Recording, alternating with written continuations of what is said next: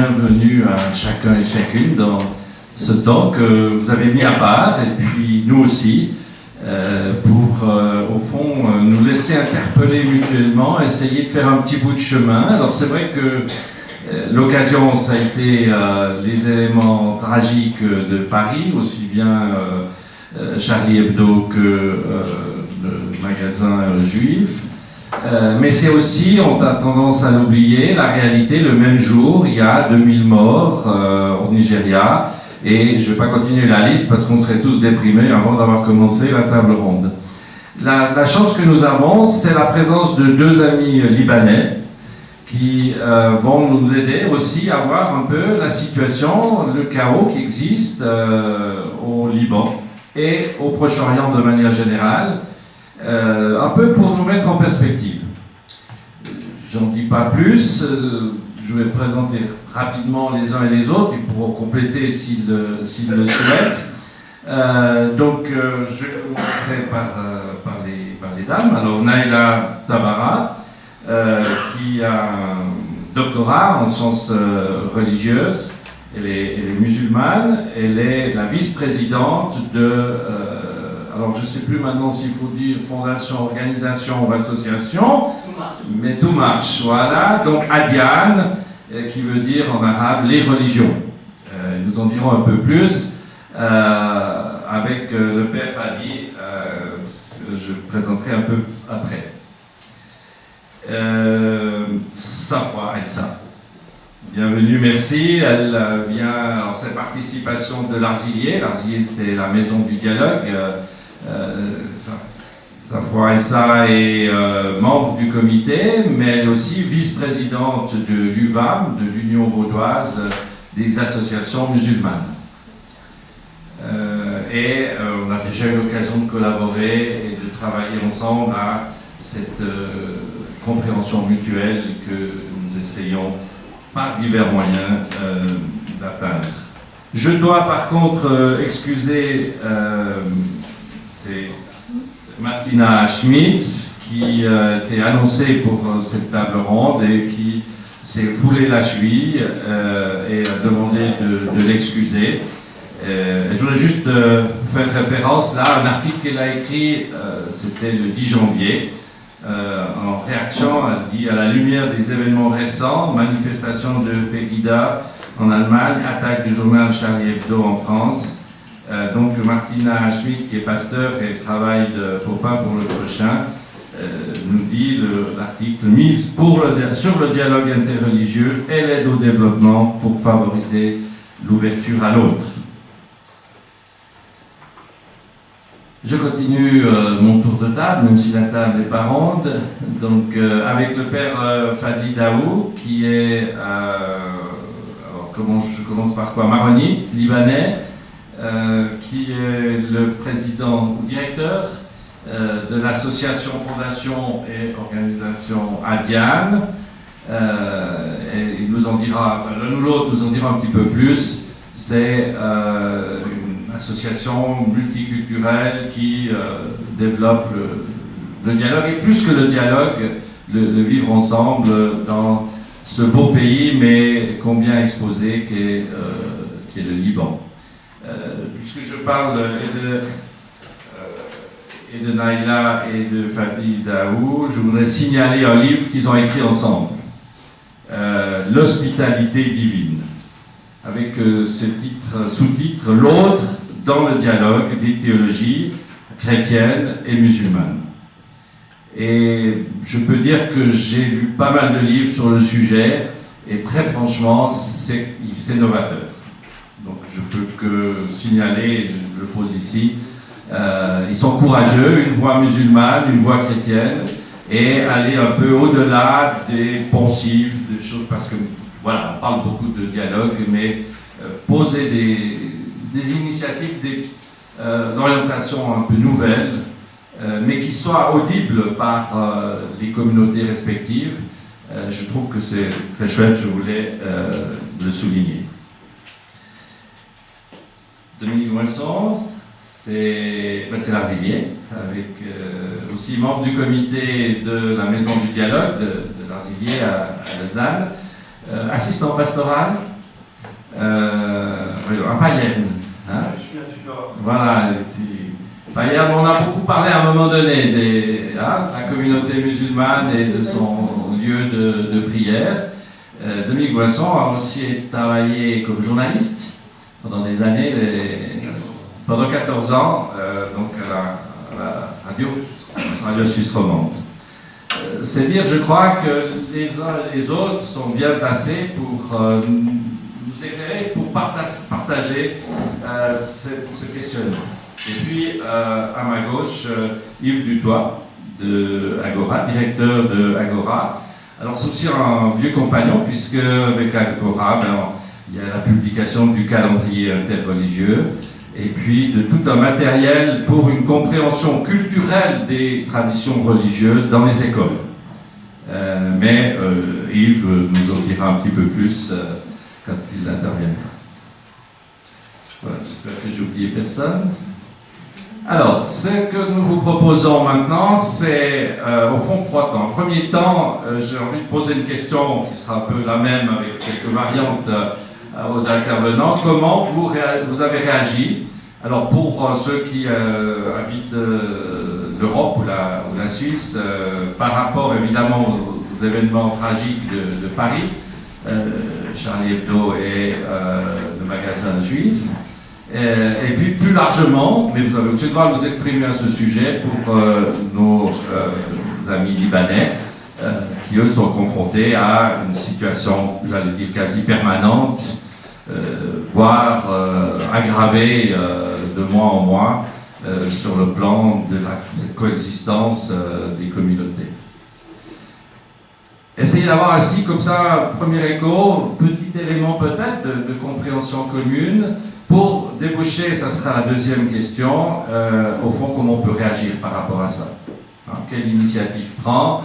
On parle toujours de dialogue, mais est-ce qu'il ne faut pas aller au-delà du dialogue? Le dialogue, il est un peu contredit par rapport à ce qui s'est passé, en tout cas au-delà des paroles. Comment on peut agir, même modestement, de manière à ce que ce ne soit pas le fossé qui prévale entre citoyens et entre croyants de différentes communautés, mais un élément de compréhension.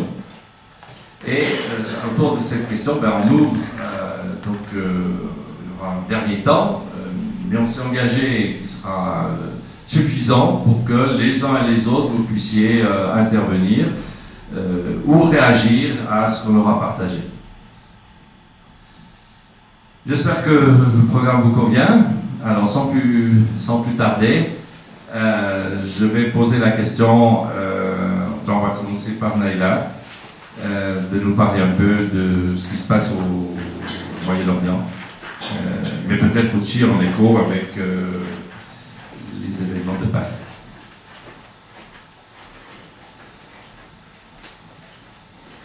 Bonsoir. Merci Jean-Claude, merci pour cette invitation. Je suis très heureuse d'être ici avec vous et d'être pour la première fois de ma vie en Suisse. Donc,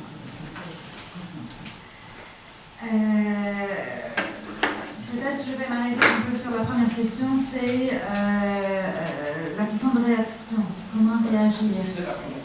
Et c'est là mon problème en fait. C'est parce que je sens que depuis l'apparition de Daesh, nous ne faisons que réagir. L'État islamique, nous ne faisons que réagir. Nous avons été choqués par cette apparition. Nous ne sentions pas cela venir. Nous avons été choqués et, chose après l'autre, tous les territoires qu'ils ont commencé à prendre, tout ce qui s'est passé en Irak, en Syrie, les chrétiens, les yézidis, les femmes yézidis, ce qui s'est passé, les 120 000 ou plus chrétiens qui sont sortis qui ont dû quitter en une seule nuit aussi de Karakoche, tout ça c'était un choc après l'autre, tous les jours, et on ne peut pas réagir si facilement. Je veux dire, il faut prendre un peu plus de temps pour comprendre ce phénomène, pour voir comment nous pouvons essayer de construire, essayer d'agir et non seulement de rester dans la réaction. Peut-être c'était très important le nombre de manifestants à Paris, mais à la fin, pour moi, c'était écœurant. Entre je suis Charlie, je ne suis pas Charlie. Parce que chaque fois qu'on veut réagir, je pense qu'on finit par être dans un cercle vicieux, alors qu'on a besoin de prendre un peu de recul, de réfléchir un peu plus longuement et de ne pas aussi entrer dans cette manière aussi de réagir en essayant de considérer les personnes selon leur appartenance religieuse comme si chacun avait une étiquette. Donc, musulman, chrétien, bon musulman, mauvais musulman. Et on tourne en rond. Donc, peut-être c'était ça, juste revenir au non-réaction et repenser un peu plus pour penser à agir ensemble.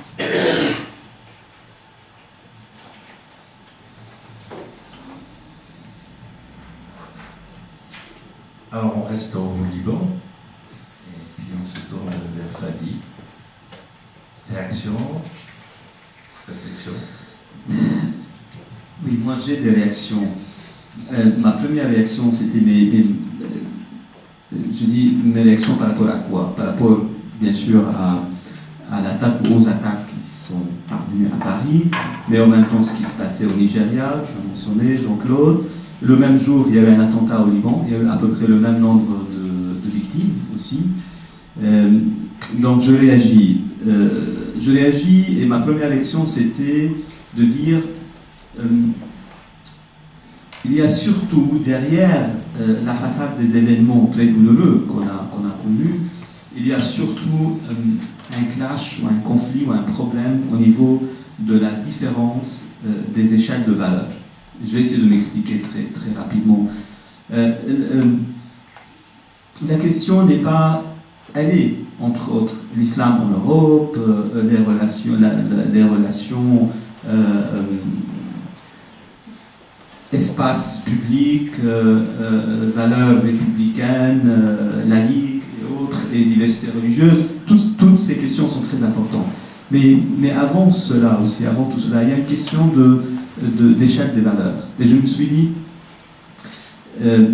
les millions qui sont sortis dans les rues de France, à Paris et dans les autres villes françaises, et un peu aussi dans d'autres villes dans le monde, voulaient surtout dire qu'au top, au plus haut des valeurs, qui sont prêts à défendre et à sacrifier du temps, à s'engager, et on sait combien les Français, à mon avis, bougent difficilement, sortent dans les rues pas aussi facilement que dans d'autres pays, c'est les libertés.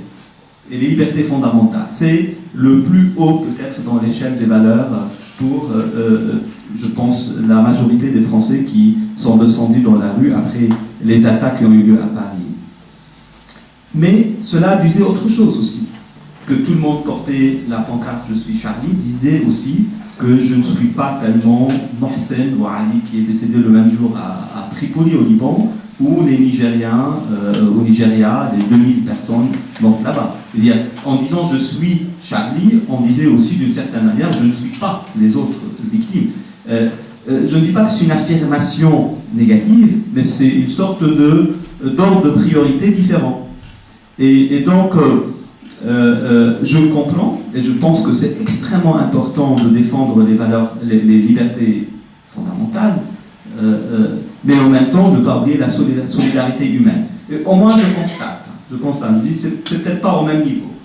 Et puis, pour d'autres, et ce qui m'a beaucoup intéressé, moi, c'est pas celui qui a commis l'attaque, et je dirais tout à l'heure un mot, s'il l'a fait au nom de l'islam, dans quelle mesure il représente les musulmans en islam, mais ce qui m'intéresse, moi, c'est les réactions.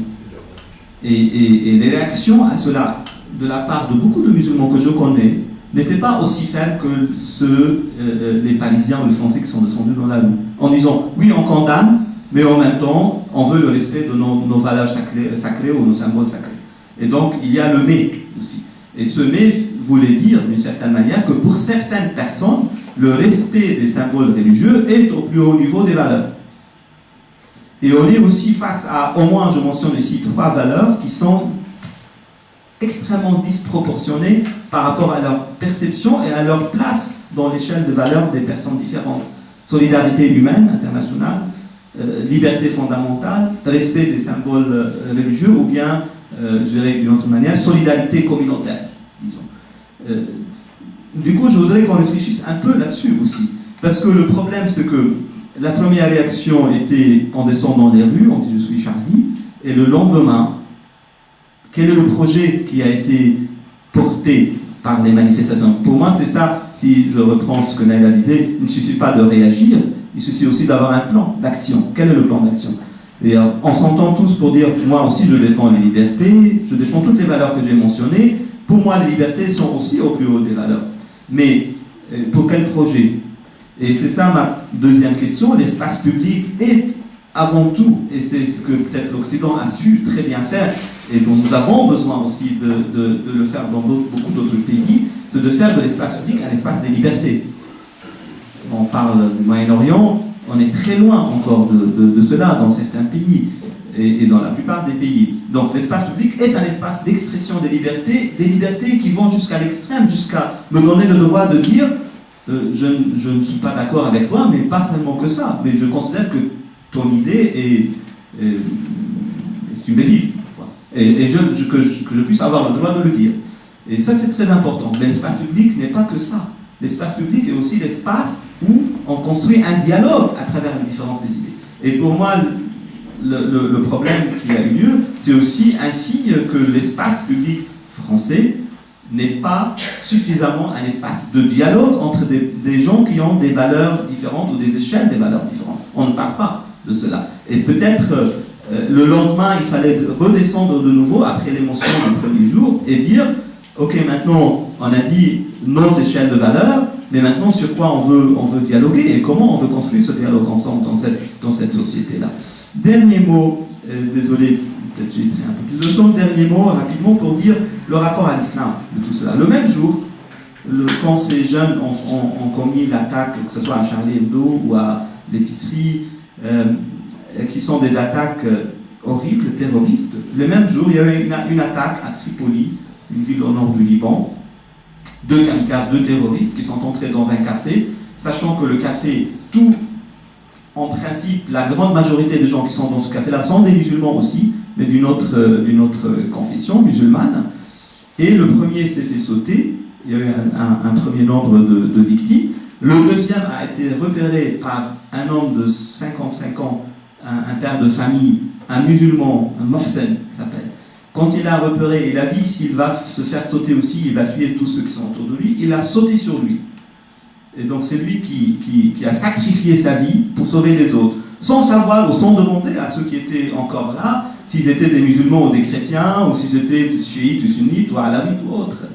Pour moi, je suis Mohsen. Je suis celui qui a aussi manifesté que lui, il est musulman et que la vie des autres est au sommet de son échelle de valeurs aussi. Et ça, c'est important aussi. Donc, juste et je conclue là-dessus, pour dire, c'est tellement compliqué ce dont on parle ce soir, c'est très complexe. Essayons peut-être de disséquer, de distinguer les choses et de mettre chaque chose à sa place et de ne pas juger à partir du phénomène qu'on a vu, mais d'essayer d'aller plus en profondeur aussi et de savoir, de se poser la question quelle est notre responsabilité vis-à-vis de tout cela. Merci pour cette entrée en matière. Puis je crois que si on est là ce soir, c'est justement parce qu'on a envie de faire un pas de plus, sinon dans la rue, mais au moins dans le partage et la réflexion. Dominique, je me tourne vers toi pour continuer ce tour de réaction. La toute première, c'est d'abord qu'on tue des journalistes. À chaque fois qu'on fait taire des gens, et d'une façon si brutale, ça ne peut que me toucher. Donc ça, c'est inadmissible dans n'importe quel pays du monde. Voilà, c'est une violence inacceptable dans une démocratie. La deuxième chose, c'est que en regardant avec un petit peu de recul, j'en parlais tout à l'heure à des amis musulmans, c'est frappant de voir que la situation fait que parmi les victimes ou parmi les héros de ce jour, il y a des musulmans. Et que le policier qui était là, j'ai noté son nom, Ahmed Merabet, avait rien demandé, il faisait son travail, il s'est rendu le matin au commissariat, c'était un musulman, voilà, vivant en France, et puis il faisait son métier de policier, et puis c'est en tant que policier qu'il a tiré sur des gens qui étaient dangereux, et qu'il s'est fait abattre.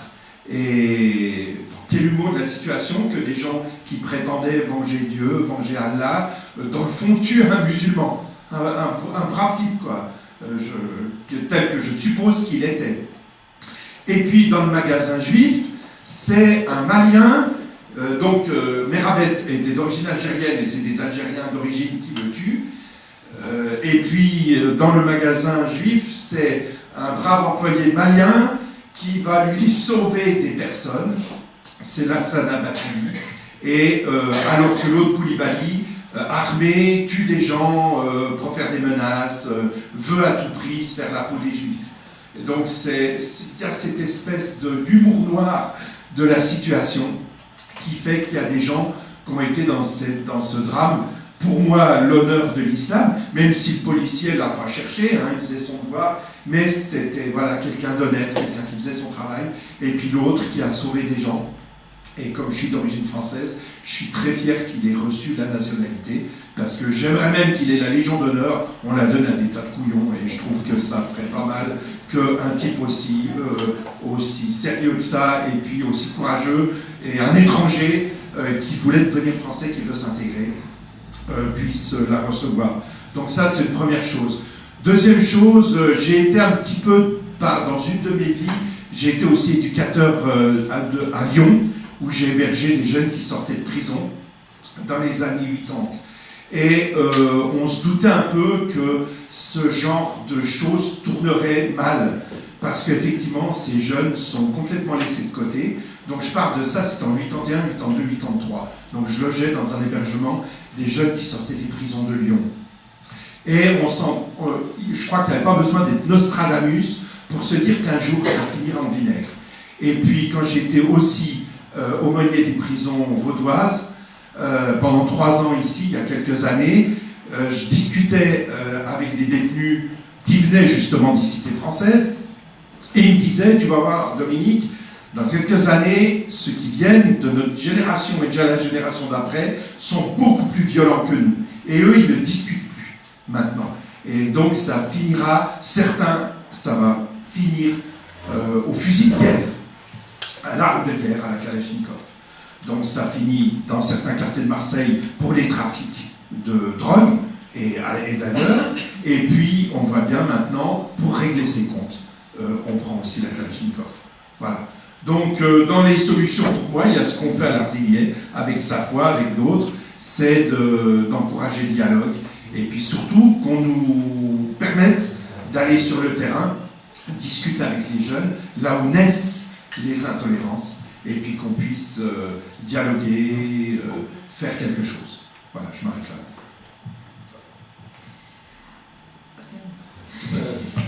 Le micro a passé demain, donc c'est parfait, sa voix. Merci Jean-Claude pour cette invitation, je me réjouis d'être parmi vous ce soir. Comment j'ai réagi? Je pense que je vais faire un témoignage personnel, c'est le plus important peut-être pour moi, peut-être pour le public aussi.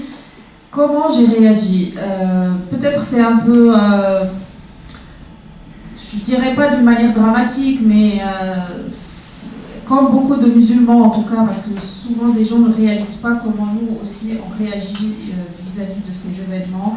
Personnellement, je me suis dit, oh là là, du nouveau, encore un attentat, encore des attaques. Donc c'était vraiment ma première réaction parce que l'essoufflement. Pour moi qui a vécu le 11 septembre, après les événements à Madrid, tout ce qui s'est passé après le 11 septembre, des attaques ici et là, des événements qui ont eu lieu, après les votations contre les minarets, et maintenant voilà, donc c'est islamique, donc ça ne finit pas, et voilà, c'est Charlie Hebdo encore, ces attaques. Donc c'était un sentiment aussi d'essoufflement en tant que musulman qui a vécu tous ces événements, qui a dû faire face aussi à ces événements, à se justifier, donc de nouveau, je me suis dit, voilà, les musulmans, on va se justifier de nouveau. On doit devoir rentrer dans des débats et des polémiques qui n'en finissent pas, sur des choses dont on n'est pas responsable. Donc tout de suite après l'événement, bien sûr, il y a beaucoup de journalistes qui nous appellent à l'UVAM, voilà, les représentants musulmans pour voir nos réactions et nos positions. Et donc chaque fois qu'un journaliste m'appelle, je lui dis, j'allais hurler vraiment au téléphone, de lui dire, mais je ne suis pas responsable de ce qui s'est passé. Ces musulmans ne me représentent pas personnellement, ne représentent pas la majorité des musulmans qui considèrent que ces attaques-là n'ont pas lieu d'être, même si on a le sentiment d'être blessé par les caricatures, par tout ce qui a été publié par Charlie Hebdo, mais en aucun cas on ne peut permettre que nos réactions en tant que musulmans soient de la sorte. Donc il y a d'autres moyens, donc combattre les idées par les idées, c'est ma conviction personnelle. Moi-même, je suis journaliste aussi, donc je suis pour la liberté d'expression. Je considère que c'est une méconnaissance peut-être des aspects culturels des musulmans, de l'importance du prophète chez eux, et peut-être c'est notre rôle aussi en tant que musulmans d'expliquer, de faire comprendre aux autres notre façon de voir les choses, mais sans imposer notre vision et sans imposer notre définition, soi-disant notre vision de la liberté d'expression. Donc je trouve que vraiment cela ne représente pas les musulmans, et beaucoup comme moi en tout cas se sont sentis démunis face à ça, parce que voilà, on se sent de nouveau victime de quelque chose dont on n'est pas responsable, et puis les réactions après, puis les préjugés, puis de nouveau les amalgames, et donc on va de nouveau retourner au même débat qu'on a eu le 11 septembre, puis après, donc il faut réaliser que pour nous les musulmans aussi c'est un essoufflement, parce que surtout ceux qui vivent en Europe, parce que voilà, on est impliqué dans quelque chose qui ne nous appartient pas, et puis on nous colle encore une étiquette, comme a dit Leila, puis voilà, donc on doit se justifier de nouveau. Mais moi je pense que, et ce que je dis en tout cas à beaucoup de musulmans, et puis à beaucoup de jeunes surtout, qu'il faut aller au-delà de cette situation, de se victimiser, de se justifier, et puis de donner l'exemple, et puis d'aller dans des discussions, d'essayer d'expliquer, mais sans vraiment s'essouffler. Sans s'essouffler, parce que peut-être aussi c'est notre responsabilité d'expliquer des choses, de donner une autre image des musulmans qui est malheureusement ternie par des attaques pareilles. Mais je pense qu'il ne faut pas s'essouffler, il faut avoir le courage d'affronter ce genre de choses, et puis de travailler, d'aller dans l'action, donc comme a dit Dominique, donc vraiment de montrer une autre image de gens qui cohabitent ensemble, de différentes religions, de différentes cultures, qui font des actions ensemble, qui n'ont pas les bras croisés, mais qui essayent d'aller en avant, au-delà de ces amalgames, et puis de faire quelque chose de concret. Et je pense que c'est là vraiment l'action efficace, et qui peut vraiment, à long terme, je dirais pas à court terme, mais à long terme, vraiment remédier à cette situation. Peut-être on construit comme ça une génération qui va peut-être être plus ouverte les unes aux autres. Voilà, merci pour ce témoignage personnel. Je crois que effectivement, c'est aussi un des enjeux si on dialogue, c'est pas avec des étiquettes, c'est pas comme représentant d'eux, mais c'est aussi au niveau personnel. On a tous été touchés, et je me tourne vers Yves, engagé dans le cadre d'Agora pour tout un travail qui vise justement à cette compréhension des différentes traditions, à commencer par les enfants. Oui, alors effectivement, mon regard il est un peu différent des gens qui m'entourent, à savoir que c'est un regard, je pense, qui est plus distancié, c'est effectivement un regard d'éditeur scolaire. Donc, bien sûr que j'ai été touché comme on peut tous l'être. Ça a été surtout un certain nombre, je dirais, de questions à titre personnel et dans le cadre de mon travail, c'est-à-dire notamment par rapport à la liberté d'expression. Je crois qu'on est assez tous d'accord pour dire, enfin, je vous espérais que c'est un droit fondamental, vous le disiez tout à l'heure, il n'en demeure pas moins qu'on se pose quand même des questions, après quand on regarde les choses de façon un peu concrète, Est-ce qu'on peut vraiment tout dire? Ça, c'est aussi l'éditeur qui, à un moment donné, se pose des questions. Est-ce qu'on peut tout dire? Comment peut-on le dire? Dans quel cadre? Avec quelle déontologie? Quel processus pour amener le propos dans le cadre du dialogue qu'on peut avoir avec les différentes personnes avec qui on œuvre? Est-ce qu'on peut, pour reprendre la question des caricatures, parce que nous, on met aussi des fois des dessins humoristiques. Là, on va avoir un moyen qui prochainement va sortir. On va reprendre des dessins de Mix et Remix, donc qui aborde la question des religions, alors pas sous le même angle que ce qu'on peut voir dans Charlie Hebdo, mais il n'en demeure pas moins, on s'adresse à des élèves de 13, 14, 15, 16 ans. Voilà, est-ce qu'on peut vraiment, on se pose quand même des questions, si ces dessins ont leur place dans un cadre scolaire. Donc c'est un débat et il y a vraiment lieu en tout cas de s'interroger, mais je dirais de façon tout à fait concrète. Et puis c'est vrai qu'à un moment donné, avec un peu de recul, je me dis, mais finalement, pourquoi un croyant pourrait être ébranlé par un simple coup de crayon? Et c'est des choses qui font réfléchir. Après, plus concrètement aussi, le hasard voulait que, quand ces attentats sont arrivés, on est en train de on travaille encore sur une publication qui va s'appeler Planète Religion et qui aborde sous un angle à la fois historique, géographique, socioculturel, les principales traditions, mais notamment chrétiennes, juives, musulmanes, hindoues et bouddhistes. Et puis, dans ce cadre-là, on essaye aussi d'aborder des thèmes sensibles. Et puis, on était justement en train de travailler sur les questions du djihadisme, parce qu'on pense, dans un souci d'information, justement pour des jeunes en fin de scolarité obligatoire, que c'est vraiment essentiel de leur donner des outils, de leur donner des connaissances en la matière. Et puis, du coup, c'est vrai que ça nous interpelle beaucoup sur l'information qu'on va donner à des jeunes en la matière. Je dirais encore une chose, c'est que ce qui m'a aussi intéressé, c'est les réactions, les surréactions et la surmédiatisation clairement qu'il y a eu dans les jours et les semaines qui ont suivi. Et puis plus particulièrement par rapport à tout ce qui concerne le domaine de l'éducation, c'est très intéressant de voir qu'en France, où la question du fait religieux à l'école était quelque chose, on va dire, d'un peu proscrit jusqu'ici, où tout à coup, alors, suite aux attentats, il y a eu nombre de personnes, à commencer par la ministre en charge de l'éducation précisément, qui disent tout à coup, alors oui, le fait, combattons l'obscurantisme, combattons l'ignorance, le fait religieux, appleinement, l'enseignement des religions doit avoir sa place à l'école. Donc il y a tout à coup, il y a une espèce de réaction comme ça, très, on va dire, ouais, c'est vraiment une réaction instantanée. Et puis, moi ça me fait un tout petit peu sourire parce que l'expérience nous montre à quel point alors je salue à titre personnel ce souhait-là. Maintenant, pour mettre en place, pour arriver à un enseignement de ce type-là, c'est un gros travail. Et je pense que si en France ils veulent aller dans ce sens, il faudra beaucoup de temps pour y arriver. Donc entre les effets d'annonce, les effets de manche, je serais très curieux de voir d'ici une à 2 années si vraiment quelque chose sera fait dans un cadre scolaire avec une approche informatique, culturelle et puis vraiment de fond qui peut être proposé, ou si ce ne sera pas juste quelques petites touchettes proposées dans une perspective interdisciplinaire. Mais peut-être que j'aurai l'occasion de reparler dans la suite. Voilà, merci pour ce tour d'horizon. Alors c'est vrai qu'on pourrait dire beaucoup d'autres choses. Je voulais juste ajouter, pour ma part, j'ai eu un sentiment très profond au fond, tout le dialogue, c'est des mots, et il suffit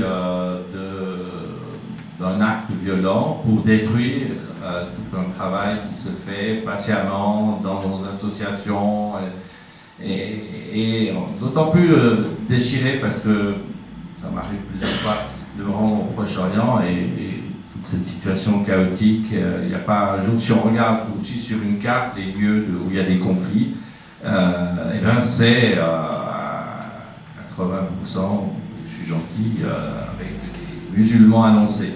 Alors je dis musulmans annoncés pour être prudent, c'est pas à moi à juger si c'était des vrais musulmans, des faux musulmans, etc. Mais ça veut dire des gens qui, eux, se réclament d'une manière ou d'une autre de l'islam.